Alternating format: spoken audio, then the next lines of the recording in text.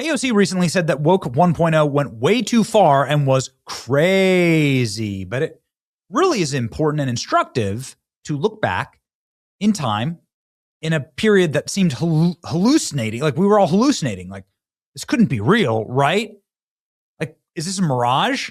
Did Nike actually hire somebody that is morbidly obese to be the face of Nike women's? Look at this.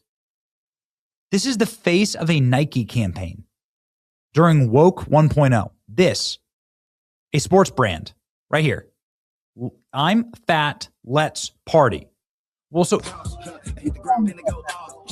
like, if she's calling herself fat, then, I mean, yes, grotesquely, morbidly obese would be the right way to say it. This is somebody Nike paid to be the face of women's sports.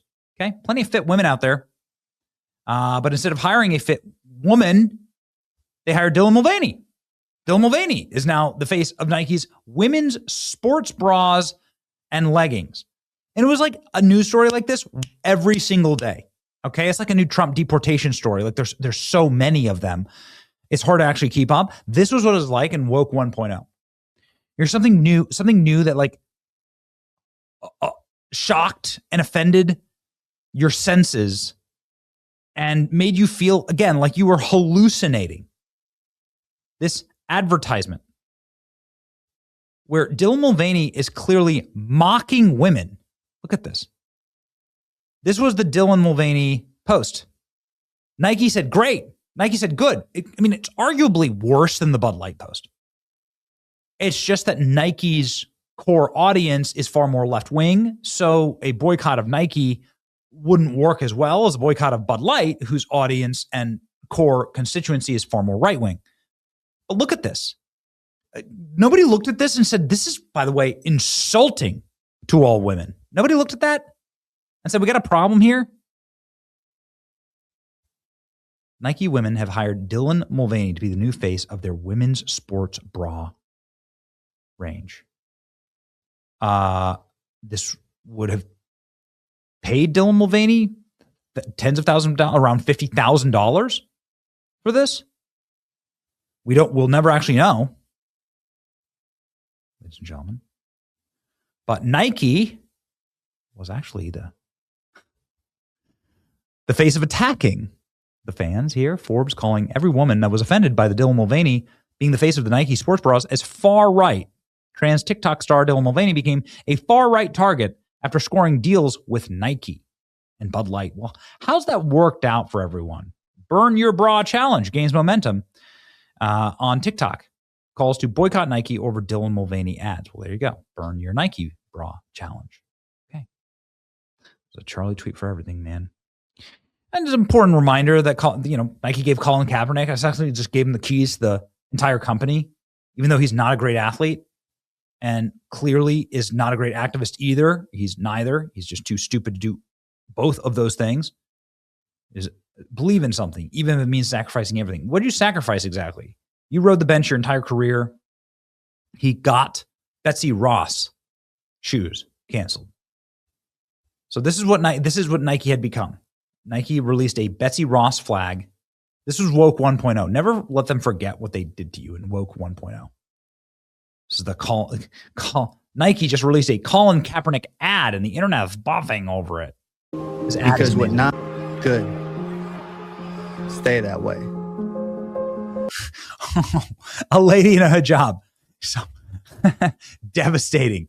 Take that, chuds.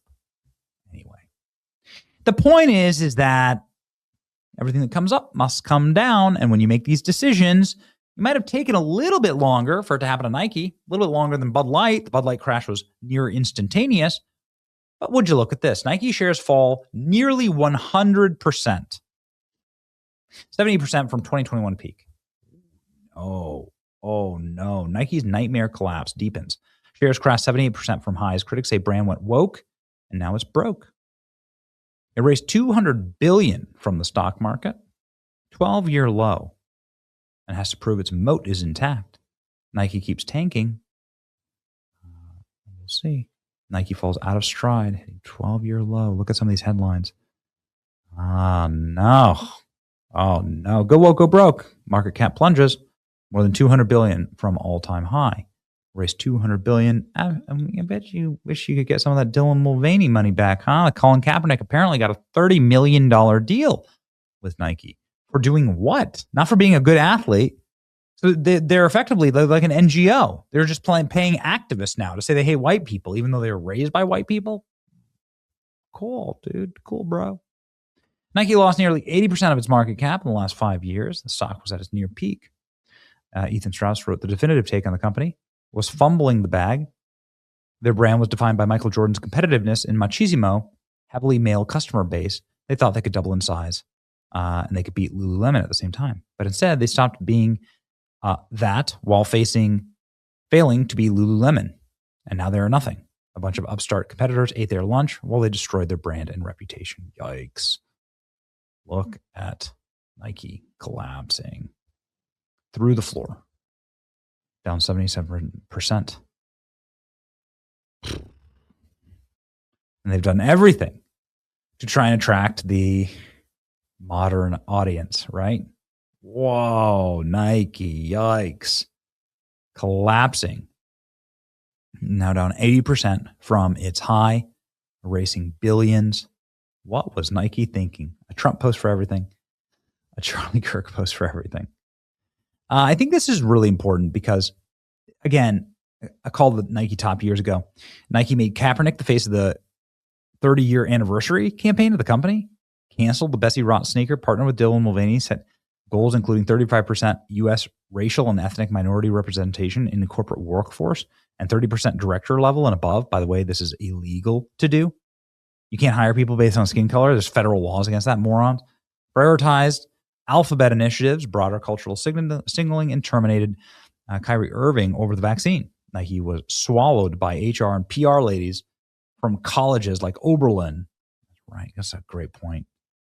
Okay, so this I think is critically important to understand. You can virtue signal all that you want to your little special classes. They virtue signal to, ethnic minorities, whatever. They're not minorities. White countries are the minority globally, but whatever. They signal to every single race that's not white that you're special, that you've been victimized, every single sexual orientation that's not straight. And that's not the majority of the country. That's like a de minimis minor, like 10% of the country. Okay. And you're going to try and build a business model on that. It's not going to work. Hollywood's just gone through all this. Hollywood has done every single virtue signal possible to appease the alphabet people, to appease woke, to appease the modern audience. And it doesn't work. Every time it fails. Every time it's a fail. And why is that? It's because, one, the driving motivator for people to buy your brand needs to be aspirational. These people aren't aspirational at all. They're not motivated. They're also typically not working. They don't have extra income. They're stuck in a victimhood doom loop. And so they can't help you. They can't help themselves. And so it's very stupid to make that your audience. And I will take that to the bank. Very proud of this audience. Let me know what you think in the comment section. It's your boy Benny. Like, share, and subscribe. Don't wear Nike.